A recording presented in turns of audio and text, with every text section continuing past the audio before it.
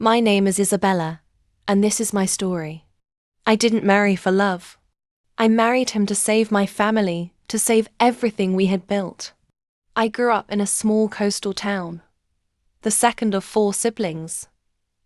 My parents were hard workers. My father was a fisherman, and my mother ran a small market stall selling his catch. We didn't have much, but we were happy. When I turned 24, tragedy struck. My father's boat was caught in a violent storm.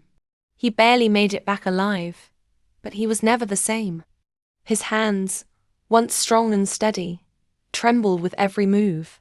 The doctor said he had developed a neurological condition, and his fishing days were over.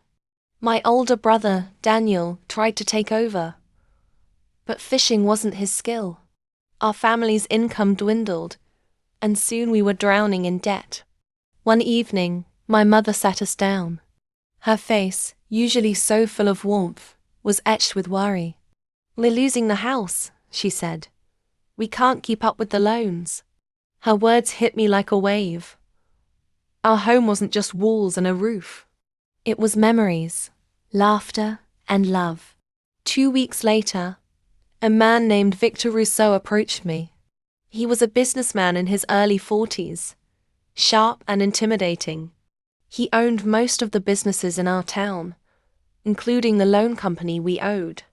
"Miss Isabella," he said, his tone cool but polite, "I hear your family is facing difficult times." I nodded, unsure where this was going. "I want to help," he continued, "but there's something I need in return." "What is it?" I asked, my heart pounding. "Marry me," he said, his eyes locking onto mine. I stared at him in disbelief. "Why? You don't even know me." Victor's expression didn't waver. "I need a wife. My board of directors wants me to appear stable, and I believe you'd make the perfect partner. You're intelligent, composed, and beautiful." "But I don't love you," I said, my voice barely a whisper. "This isn't about love," he replied. "It's an arrangement.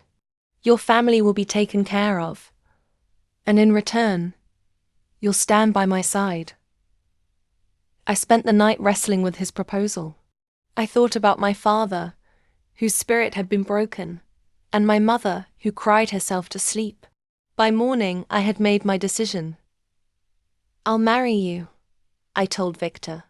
His nod was almost imperceptible, as though he had expected my answer all along. The wedding was a modest affair.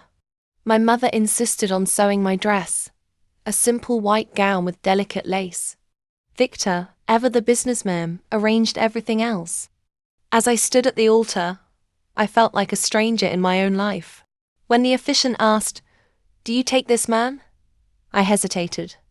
But then I looked at my parents, their faces filled with hope, and I whispered, "I do." Living with Victor was as cold as I feared.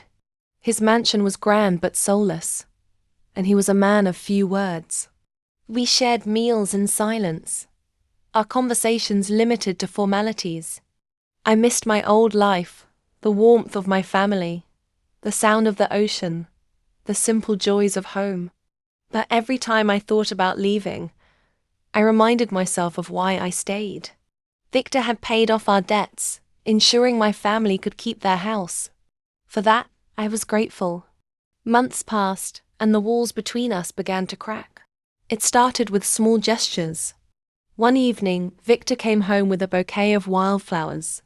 "These reminded me of your market stall," he said, placing them on the dining table. Another time, he surprised me by attending my mother's birthday party. He even helped my younger sister with her school project, his usually stern face softening as he listened to her excited chatter.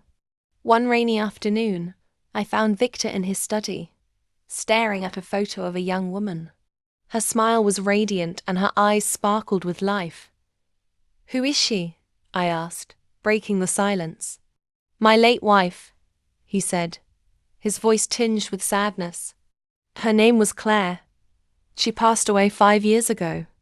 "I'm sorry," I said, unsure of what else to say. "You remind me of her," he admitted. Not because you look like her, but because you're strong. She was too. Over time, our relationship evolved.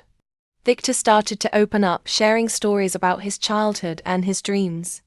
I, in turn, told him about my family, my love for the sea, and my passion for painting, a hobby I had abandoned years ago.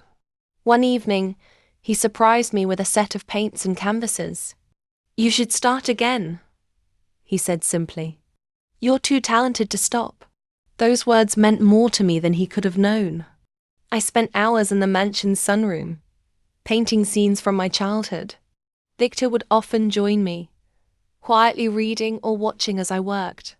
It was in those moments that I began to see a future with him, not out of obligation, but out of genuine affection.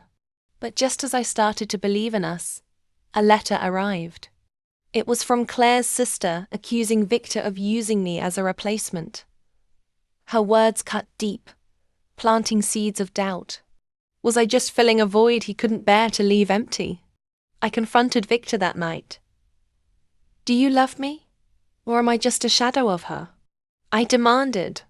Victor looked at me, his eyes filled with a vulnerability I'd never seen before. Claire was my past, he said. You're my present and my future. I didn't marry you to replace her. I married you because I saw something in you that I needed in my life.